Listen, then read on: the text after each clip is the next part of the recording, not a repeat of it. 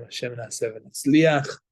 Be'ezrat Hashem, tonight we will be continuing Melechet Boneh, part 2 of the labor of building on Shabbat. Okay, this is the right way to get into Elul. We're about to hit Rosh Chodesh Elul this week. This is the right way to do it, to show Hashem that we want to know the laws of Shabbat, to come closer to HaKadosh Baruch Hu, to properly keep Shabbat. Very, very wonderful thing. So Tizkula Mitzvot for joining us tonight.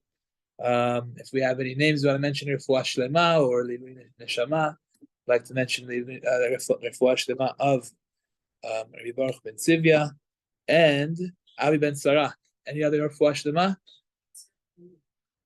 Rabbi Yoshia Yosef ben Zahari. Liora bat Sarah. Yitzchak ben Riva Tehila bat Rachel. May they all have a refuah shlema betoch she'ar cholei Yisrael. Amen. Okay, good. So we continue. So last time that we spoke about building, we spoke about repairs at home. We spoke about making a hole in the wall to put a screw there. We spoke about hammering a nail in the wall. We said that's a big problem. You can't do that on Shabbat because that's adding something to a building. So that's Boneh. Just a quick recap of what we learned. We said you can't attach the plastic hook with the glue on the back because, or a suction cup to the wall, because whenever you leave something on the wall that's permanent, that we spoke about that. We said Chacham Vadia allows you to put a picture up on the wall on a nail that was already hanging there. We said magnets on the fridge are okay because they're removed constantly, except for if you ever have a magnet that's like stuck permanently, that is considered to be like building because you put it onto the wall. That's a big problem. Are you allowed to play, have a game with magnets? Yes, magnet tiles are a fantastic game. Yeah, because it's not really attaching. It's just through magnets and it doesn't stay. Okay, now pictures on the wall could be returned if they were taken off. We learned that. I believe Ashkenazim are a little bit more machmir. We mentioned that windows have certain issues. If let's say you have an arm for the window or what they call a crank, can't put that back in. That's called boneh rabbinically. You can't put the screen back in. We talked about that too. Remember we said you can't take the screen out of the window and put the screen back in the window. That's not good. If it fell off the hinges, the door that falls off the hinges for whatever reason, we said you can't reattach that. That's important too. I believe somebody had asked me about these shades, right? Last week. Any shades like that, right? So I saw it's if they fall off, as long as the hooks and the brackets still remained attached to the wall, you could put it back. Okay, so in other words, whatever it's hooked onto is still there, so that you could put it back on. Those small hooks. Yeah. Just can click it in, exactly. Yeah. Okay, good. Just recapping from last week. We spoke about pitching a tent. We said that is considered to be a problem. We spoke about leveling the floor. If it's an area outdoors, that's an issue as well. And also, we also started to talk about binyan bekelim. Binyan bekelim, we said, when it comes to a vessel, things that are supposed to be tight and then they're loose. Like, for example, the handle of a knife, that the metal blade kind of gets softened, or not softened, meaning it gets a little bit loose, or a broom stick that comes out a little bit from the metal, it starts getting loose, and what you want to do is shove some piece of wood or something in there to make it tight. We said that is a big problem of binyan bekelim on Shabbat and may not be done on Shabbat. We spoke about the idea that when there are certain types of things that usually are built, or they are built in a way that they are very tight, even in the event that you yourself are not making it tight right now, being that usually they are done in a method that they are tight, that is considered to be a problem on Shabbat rabbinically, out of the fear that you might make it very tight when you put it together. You'll jam something in there, or you'll shove it in a very tight way, and that's a problem on Shabbat. The only time it would be allowed is if you make it loose when you put it in, and it's usually loose.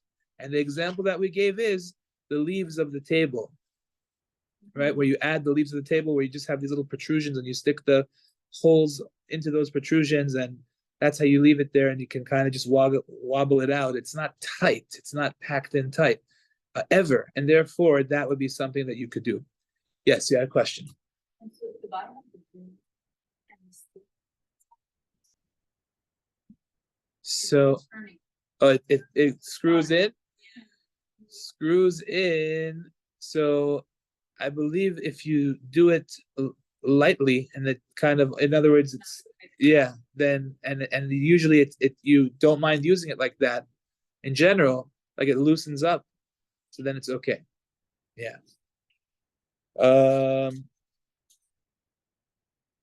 Let me just see 1 second. Yeah. מקל מטאטא המתחבר למטאטא באמצעות הברגה. Oh, okay.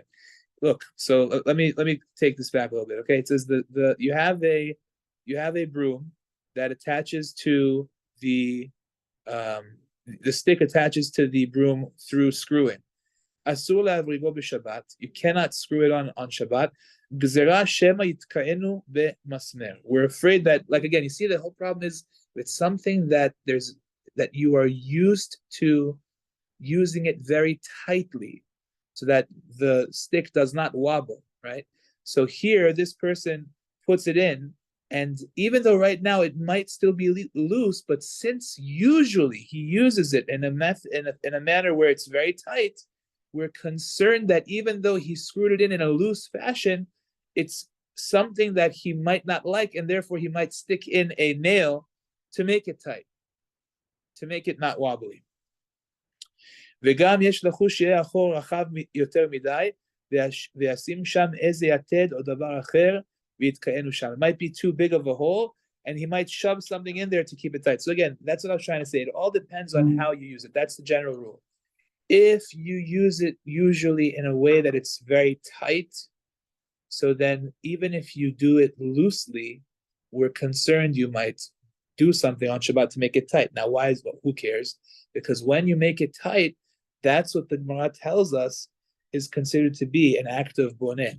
That's what the Gemara says. Hi man, the ayil shufta bekufina demara. Somebody takes a hammer or some kind of a tool, and the blade is detached from the thing, and he shoves a piece of wood into it to make it tight. That says the Gemara is a problem of boneh. So again, when do we say that it's a problem even if it's not tight? Because we say that it's a problem when it's not tight. If usually you make it tight, so now that it's not tight, we say, well, we're afraid you might do something to make it tight. When is it going to be okay? It's okay when in general you don't use it when it's tight. Like, for example, the example we gave last week was when you have some kind of rolling, let's say a rolling table or a rolling part of some sort, where you have a wheel that the wheels are, the item is sitting on top of, let's say, 4 wheels, but those 4 wheels are not tight in the cart. They just, if you would just lift it up, it would just kind of fall out. So we say, you want to put it back, no problem, because it's never tight anyway. There's no concern you might click it or do something to make it tight, because you don't use it like that. Understand? That's okay. I got blank faces over here. I got a lot of blank faces. Are we good? We're not good? We're not happy. What? What? The example, which example? It's fine, I get the concept. Concept is good? Yes. Okay. The Swiffer.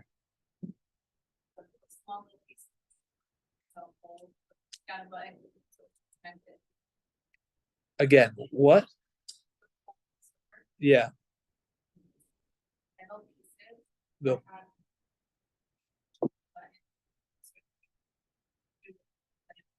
Yeah. I know that the soap clicks in the Swiffer, right? On the bottom. Yeah. But the whole, it's like made of a little small piece. That's the tag. Oh, okay. And you want to click them together? I don't think so. They click tight. Right, like here, I'll give you another example. We were talking about this, I think, last week as well. What do you have? What if you have a stroller and a wheel comes out of the stroller, right? Which happens sometimes. So again, similar example. Galgal shenishmat miregel shel mitat tinok v'chayotze b'zeh. Let's say he's talking about a crib and the wheel comes out of the crib. באופן שכאשר מחזירים אותו למקומו אין הוא מהודק כלל. Okay, so in his case, he's talking about like what we were talking about before, where when you put that wheel back in, it's very loose. In other words, that's how you always use it. The wheel is always very loose. All you would have to do is lift up the crib and all the wheels fall out from underneath. Have you ever seen something like that? I've seen it plenty, right? Yeah. Like, I guess maybe older. What? The point is, you just lift it up, the wheels fall out. They're not clicking in, they're not staying in. You can't lift it up without the wheels falling out, right? Such a thing to put back the wheel is no problem. Do you understand why?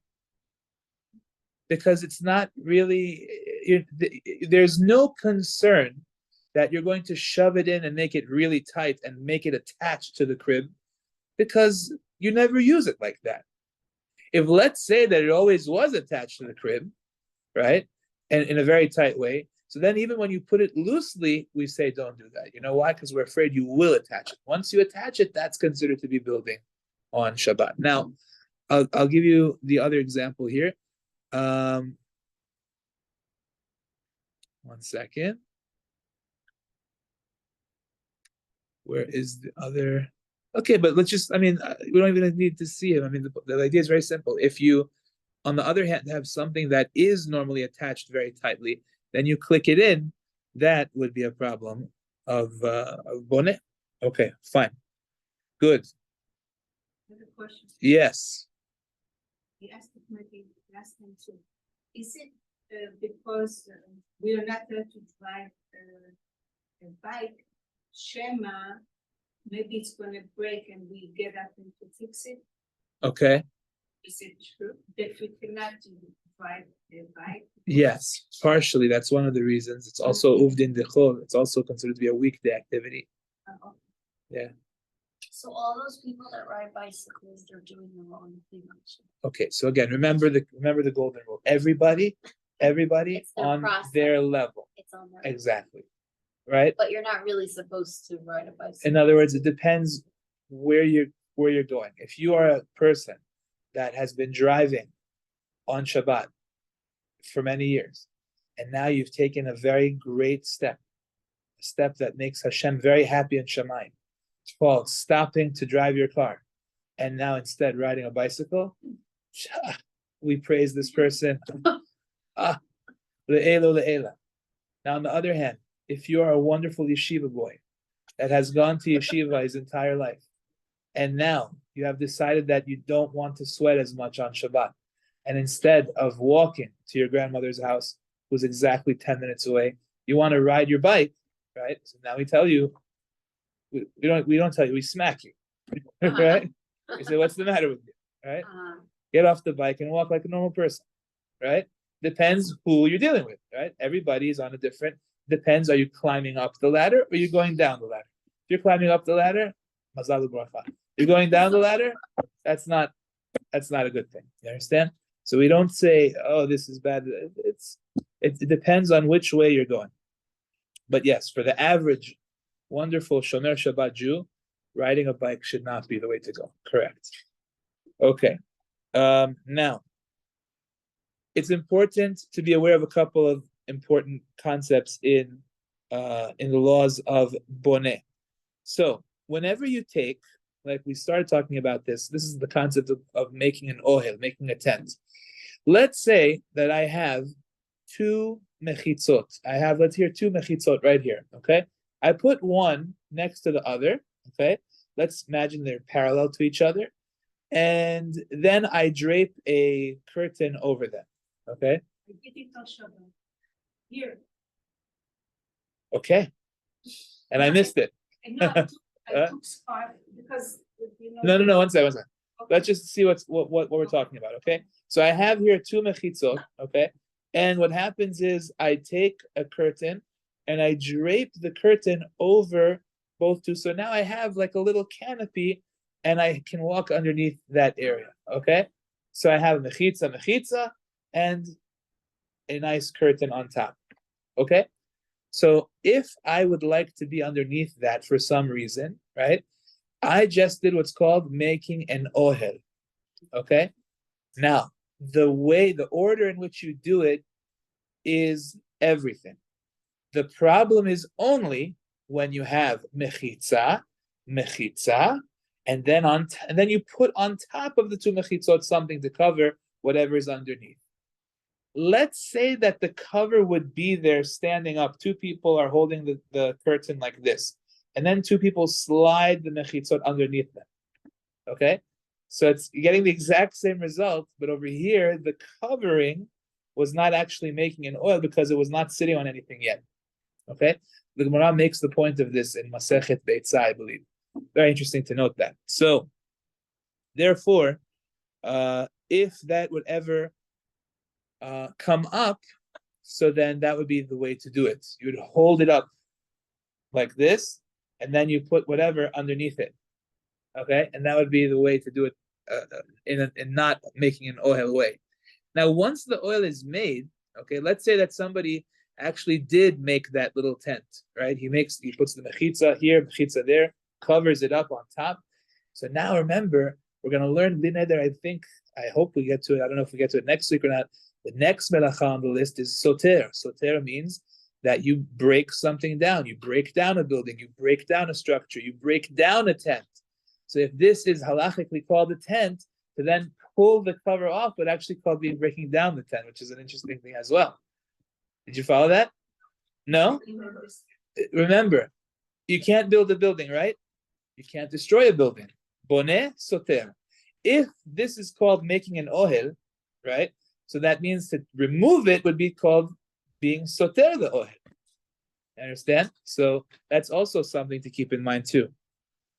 Now, there are lots of details in these laws. Okay, there is a concept in halacha called mem se'ah, 40 se'ah, something that can hold 150 gallons, let's say. Okay, when something is that large of a container, so then it gets the status of a building. Okay, so if let's say you have a big wall unit, okay, that has all kinds of shelves and all kinds of things, maybe a couple of doors that open up and you can pull things in and out of it. If it's really big, so then because of its great size, it actually gets the status of a building. Chazal call it like something that if you were to attach something to it, that would be called adding something to a building. If you were to take something off of it, meaning to remove part of it, let's say you decide you want to remove a shelf from it, that's called destroying a building. You want to put a shelf back onto it, it's called adding to a building, because it's a very large vessel, right? There are lots of different rules that come up with things like that, but that's just one important thing. Let's go back to making an ohel on Shabbat. So, very interesting. So we talked about the blanket and the chairs, right? You have chairs, they put a blanket on top of all the chairs, everyone goes underneath and plays, right? Technically, for us to do that, we can't do that. It's called making an oil. To remove the blanket, now it's also going to be destroying an oil. That's a problem as well, right? So now, this is one that I remember my Rebbe, Rabbi Belsky, Alav Shalom, talked about. If you are familiar with what they call the snap and go stroller, familiar with the snap and go? At the time, it was called snap and go. I don't know if it still is. It's the stroller that has a car seat that clicks out of it and clicks into it. So you don't have to wake the baby up, right? It's a car seat that you click it into the into the stroller. Yeah. So he held that if you have stuff underneath in the basket, which the basket has a lot of room inside, if you do that, so then you are making an ohel over that stuff. which is interesting. To put the snap and go into the car seat, into the stroller, is actually making an ohel underneath with the stuff underneath it, because it's protecting it now, which is very interesting. So you're not allowed to do it, you're not allowed to snap the car seat into the stroller? If you're gonna be covering stuff underneath it and protecting the stuff underneath it. If it's empty, it wouldn't be a problem. So let's say it's empty when you snap it in and. No problem. No problem. Yeah. So as long as there's stuff in there. Yeah, and you're protecting it now by making that it's basically covering over it. Now, there's a very important rule that we all need to we have to be aware of it. And I keep saying the word, there's a very important rule, which I should not say. I fail at that a lot. Every halacha is important. There is no halacha that's not important or more important. Every halacha is important. So forgive me when I say things like that. But what I'd like to share with you is, I was about to say a very important rule, but you really do need to know this. The halacha is the following. Whenever you have one tefach already opened up, a tefach is, let's say, around 3 inches, okay? You have one tefach that is already opened up. You are allowed to now finish the tent. Let's go back to our 2 mechitzas over here, okay? If I somehow found a way to open up part of that curtain onto those 2 mechitzas, so let's say I have the 2 mechitzas side by side, and I drape the curtain just 3 inches over both of them. So it's standing there, it's suspended. Most of it is about to fall down, technically. But before Shabbat, I put it there just the first 3 inches. Okay? On Shabbat, now I can go and pull the rest of it over and now finish the whole thing. Okay? That's called being mosif on an ohel arai, which is fine. An ohel arai means a temporary tent. As long as it was opened up 1/3, meaning not 1/3. I mean to say 3 inches, which is one tefach of 3 inches. So that would be okay now to complete the tefach, to complete the ohel. Is it clear? Okay. Now There's a pizza here and pizza here, and then someone wants to put a drape over it. Yeah. So from here to here, 3 inches. No, so in other words, here. That's okay. Here. We got 2 books right here, okay? 2 books. Okay. One here, one here. You start off your drape before Shabbat, like the first 3 inches. So now your drape is covering this. On Shabbat, you're now allowed to come and pull it so that it covers the whole thing. Understand? To cover up everything.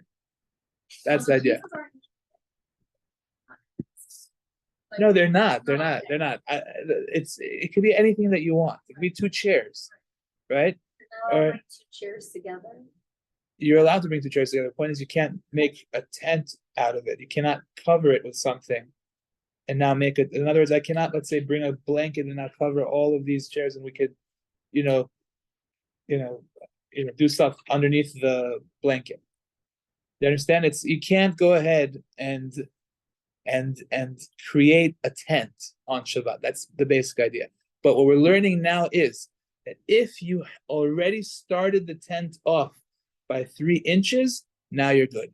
Now you could, on Shabbat, pull the rest of it off. So for example, on Sukkot, let's say it's Yom Tov or Shabbat, right?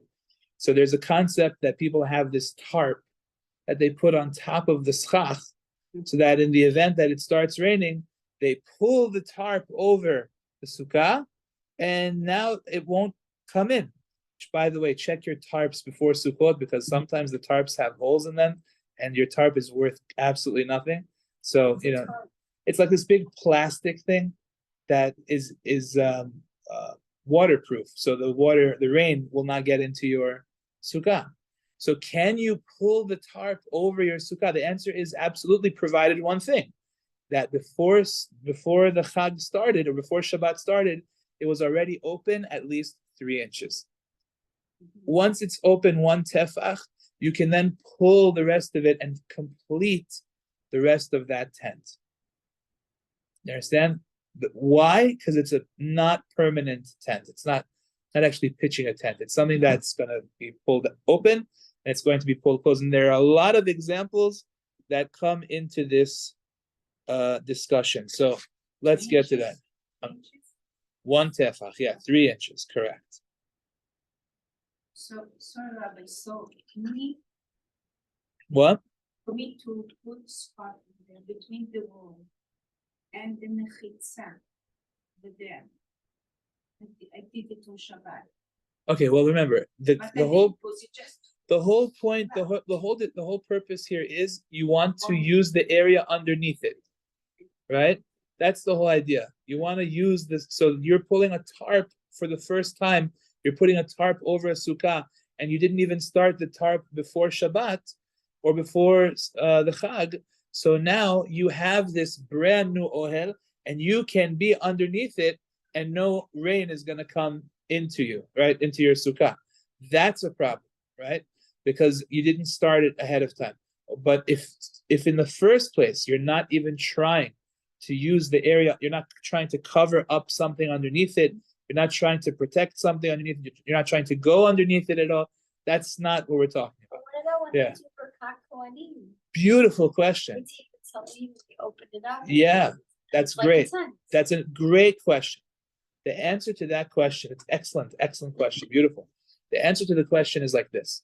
Another of the requirements in order for it to be a problem is that there needs to be at least 1 tefach of height in between the cover and wherever you are, whatever it is that you are covering.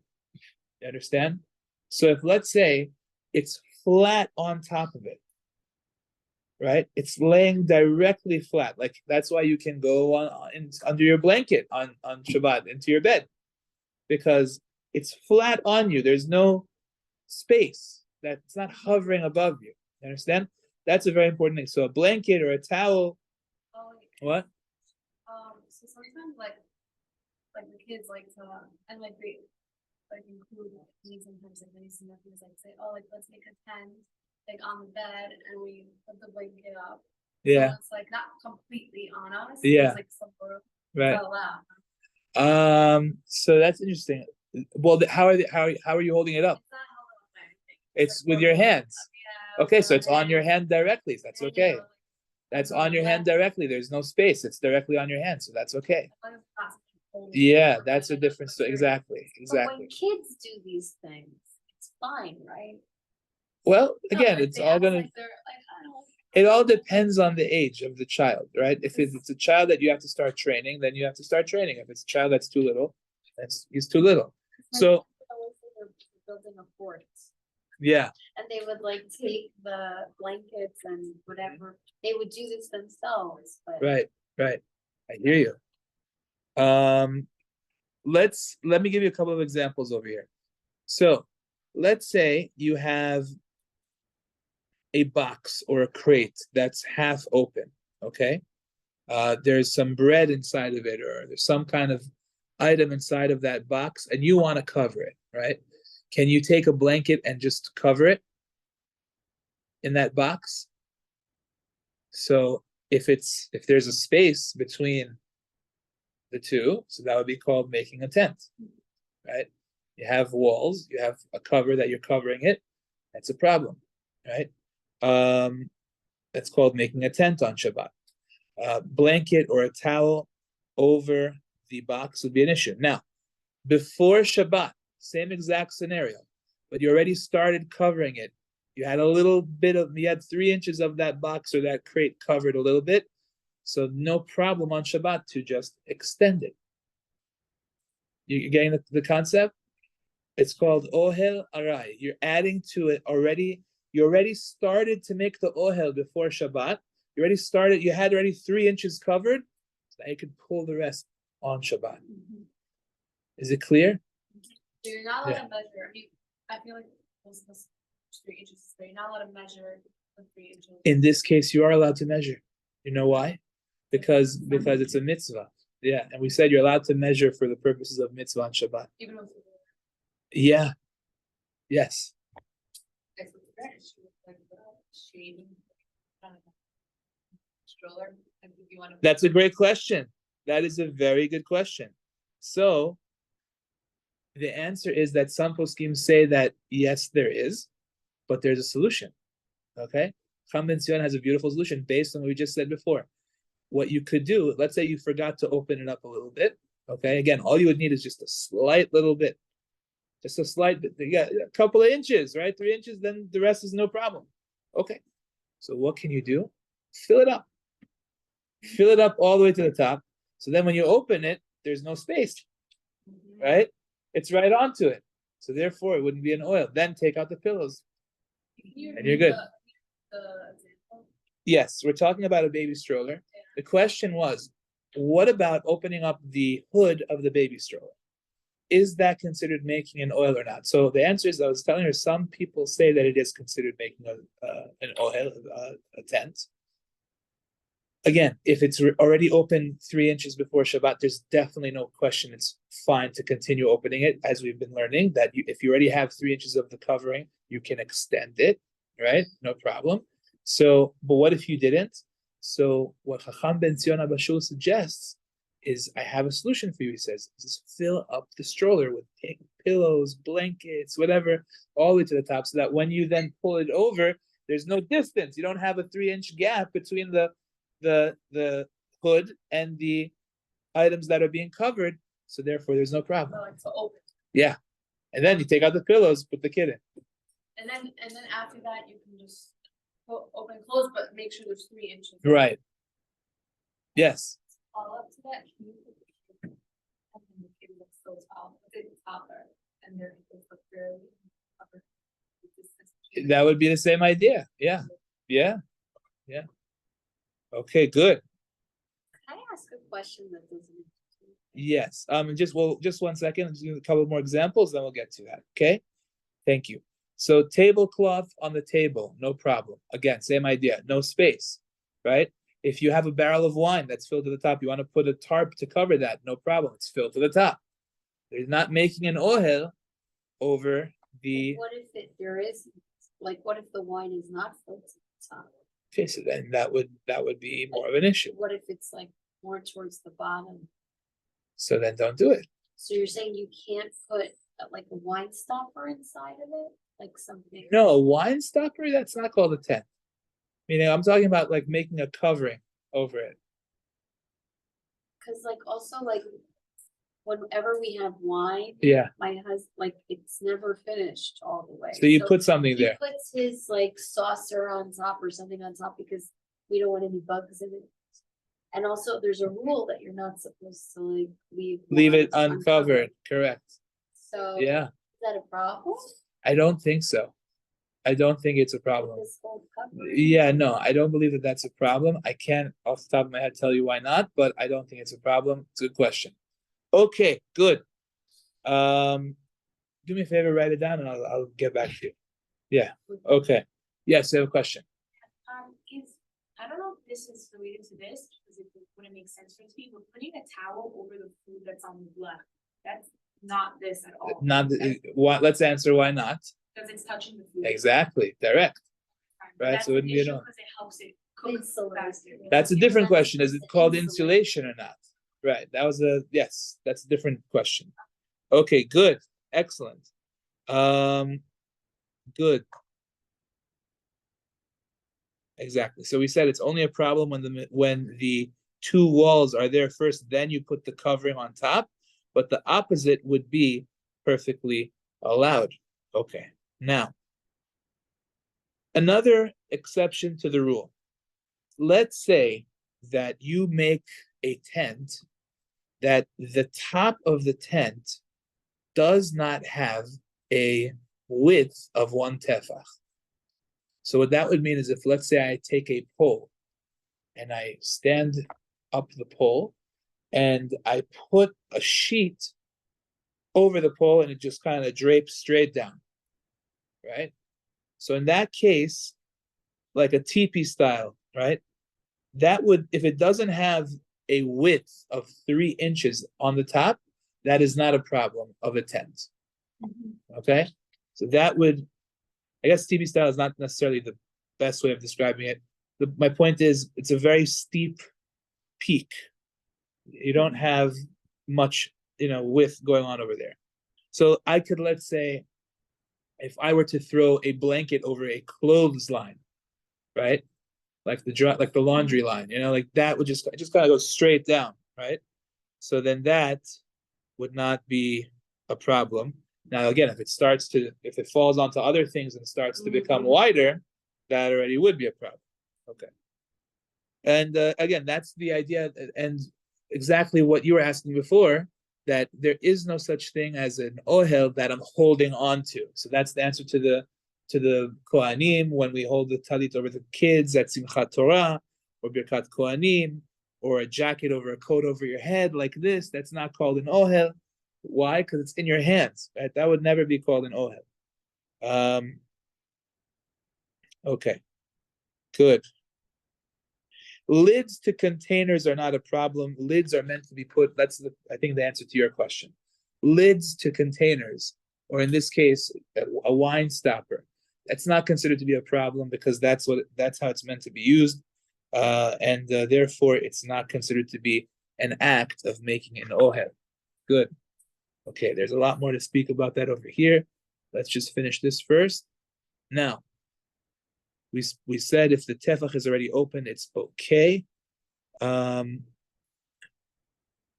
Again, the stroller, the idea is if you want to be able to use that hood, have it open 3 inches before Shabbat.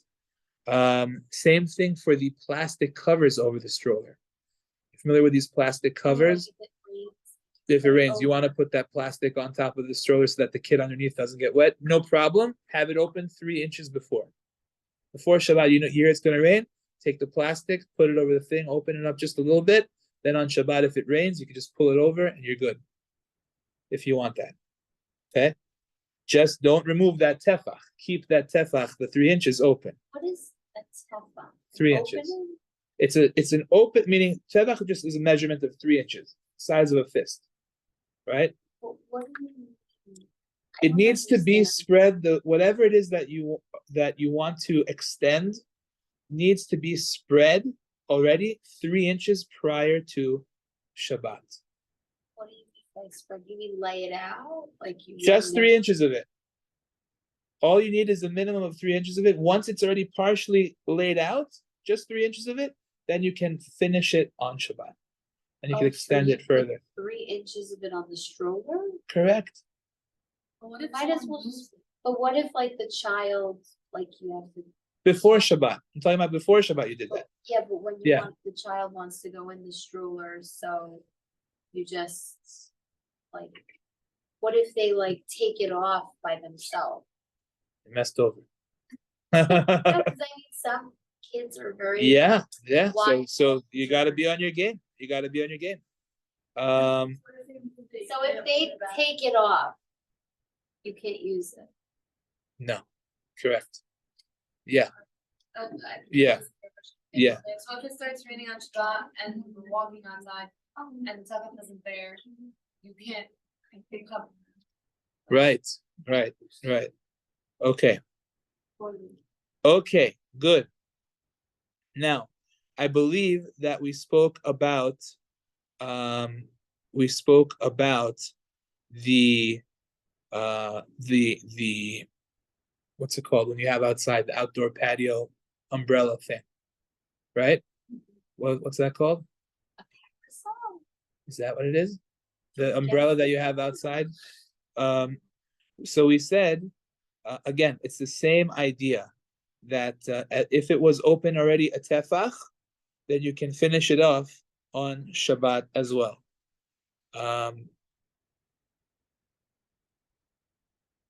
Yeah, exactly. It was open already a tefach, then you're good to go. Good. Okay, fine. I wanted to mention a couple of other important points. There's no problem, first of all, opening up a table, a folding chair. There's no issue like that. That's not called making an ohel at all. You do not need the area underneath the table. You do not need the area underneath the chair. You're not trying to protect anything underneath it. And therefore, it is considered to be no problem. So you can open up a folding table in the sukkah, take it in and out on Shabbat. Sure. Open up the folding table, no problem. Right? Yeah. Good. Now, I wanted to mention another important thing. There are certain And there's close a folding close the folding table too. Correct. There are certain rules about whether or not you're allowed to make a mechitza on Shabbat. Very interesting discussion comes up about what's called a mechitza hamateret. Mechitza hamateret means that if, let's say, there are certain things that you cannot do without this mechitza, and now, because you put it there, it is permissible to do that. For example, let's say that somebody is sleeping in a room where there is where there are sifrei kodesh, there's tefillin, or I don't know, something that he can't now go ahead and move an entire bookshelf of books, right? And he needs to, let's say it's him and his wife, and they want to be together. They can't do it in front of sifrei kodesh, right? So what would they want to do? They want to now put a mechitza up in front of the books. So the poskim say that a mechitza hamateret, which means the mechitza makes something permissible to be done, that should not be put up on Shabbat, because that's a kind of I guess that's considered to be a structure that is permitting you to do certain things, and that is a problem on Shabbat. Generally speaking, a mechitza for the sake of tzniut, of just being private, is no problem. So if, let's say, there are people in the room and there's nowhere else to go, and you need to get changed, you could, no problem, put up something that will serve as a barrier between you and somebody else. That's not called building a structure. That's just for the sake of being modest, and therefore that's okay. People also sometimes have minyans in their houses. Yeah. So you want to throw something over maybe some kind of a wire that you have, and just maybe drape it down. Like we said, that would be okay to just serve as a barrier for the sake of modesty between all the people and the rest of the household. Another example, mechitza mater, would be, let's say that you put up somehow, let's say your sukkah, I guess something happened to it. Maybe the wind blew away one of the walls. Now you only have 2 walls for your sukkah. You need a 3rd wall. So now you throw something up, over it to give you a 3rd wall. That would be a mechitza hamateret, and that would be problematic on Shabbat. Okay. Good. But Yeah. This is transparent. What? If I put this on. Oh, because now you could daven there, and before you couldn't daven there? Because there was an opening? It's this Interesting. much. What? This much. Uh-huh. That's a good point. I checked Yeah. now, Okay, it's a good point. It's a good point. We have to look into that. Okay, very good. Let's look into that. Kol hakavod. Yes. If you above No. You can use the umbrella that's on your patio that's attached to the ground. That one. It can go underneath that one. why? Yeah. It's built for Shabbat. Yeah. Well, there's a lot of concern with that. There's a concern that you might close it, collapse it, and then open it, right? And then, And also, isn't it a lot of stuff. What? Marit Ayin? Yeah, that's also a concern. Agreed. I want to just mention a couple of more points about building. How are we doing? Okay, a couple more points about building. The Gemara says that building applies to people's bodies as well, which is very interesting. The Gemara brings an interesting proof to that. It says when Hashem created Chava, Zvayiven Hashem Elokim et Hatzela. Hashem built the rib and made it into Chava. From here, the Gemara says we have the concept of building by a human being. Where do we find that concept?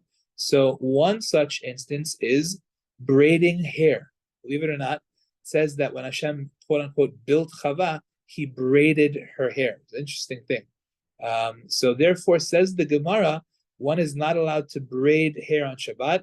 and the category that it falls under is boneh, building. So therefore, if you have a braid, you can't. If you would untie it, that would be matir. I'm sorry, soter rather. That would be the act of undoing the building, and therefore that's a problem. What about doll's hairs? They also say that's a problem because of either weaving or other kinds of issues. Are you allowed to make a ponytail? Most certainly. No problem. You're allowed to make a pathway with your fingers through your hair, no problem. I actually saw an interesting discussion about whether or not you can gel your hair. Let's say a person has spray, actual gel itself would probably be an issue because of smearing and stuff like that. But the gel spray is, according to some, a problem because when the hair gets kind of stuck like that, that's similar to building. Can someone not use hair gel on a man? Right. You should not do it. You're right. Even spray gel. Even spray gel you shouldn't use. No curling with no curling hair with curls to get the hair to be in a certain shape, right? That's what? Yeah. Now, when it comes to foods, so there's a concept of building by food. We spoke about this as well. That was the act of making cheese, which is considered to be an act of building because you take little particles, little globules of cheese and make it into a big block. On the other hand, you are allowed to make ice on Shabbat. You are allowed to make ice cream on Shabbat or jello on Shabbat, as long as it's for the purposes of Shabbat, not for after Shabbat. There was a very interesting story. You can freeze What? things on Shabbat, like You want to put it in the freezer? Yeah, you can put it in the freezer. like things that you already cooked, like you can freeze them. So That the question is, are you freezing it? In other words, sometimes the act that you are doing is so obviously for after Shabbat that you shouldn't do that on Shabbat. In other words, if something that you're doing is clearly being done for after Shabbat, then you shouldn't really do it on Shabbat because it's very clearly not for the purposes of Shabbat. Let's say that you don't have room in your fridge and you need to put it in the freezer, then you can put it in the freezer. You know what I'm saying? Because that's not a blatant, for the sake of after Shabbat type of act that you're doing. You see what I'm saying? You don't want to do something on Shabbat that's clearly for after Shabbat. I never did, but I just wasn't sure. Yeah. No, but if you want to make, let's say, ice and you need ice for Shabbat, that you are allowed to do. So you're allowed to take water and put it in an ice tray? Correct. Freeze it on Shabbat, and that's Right. not like building a structure? It's a good question. So that is a very old question, and I believe the big matir over here was Reb Simcha Zelig of Brisk. This is a question that goes back to pre-war Europe, and they allowed it to be done. So that's where the heter comes from. But it's a heter, it's an exception. No. It's permissible. Well, no. Heter doesn't mean it. Heter means it's mutar. It's permissible. He's the one who got up and said it's mutar. It's permissible. That's the idea. I remember asking my Rabbi Belsky about it as well. He said it's no problem. Okay. All right. So maybe we'll stop over here for tonight. We'll continue next week. We still have some other things to do in Boneh. The neder will start Soter next week as well. Okay. Is it clear, guys? Everyone clear or what? Harder to really